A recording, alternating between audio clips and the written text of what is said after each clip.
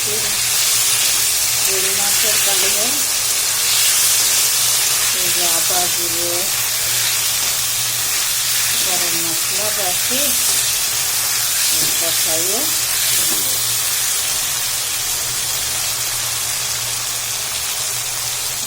দিয়ে দিব এখন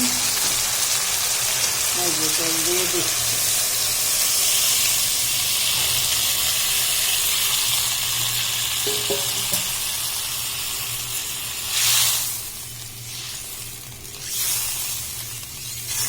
মাছও দিয়ে দিব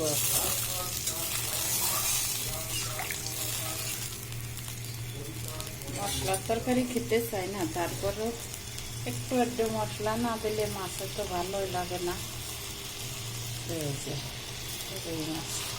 মাছও দিয়ে দিব আলু যেহেতু ভাজি দিয়ে গলে গেছে সেটা একটু জাল হলে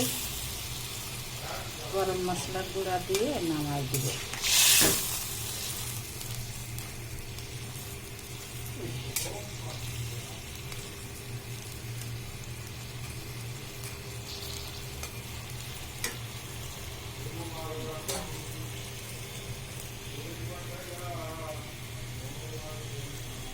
রান্না করবো একটা সবজি রুটি দিয়ে খাওয়ার জন্য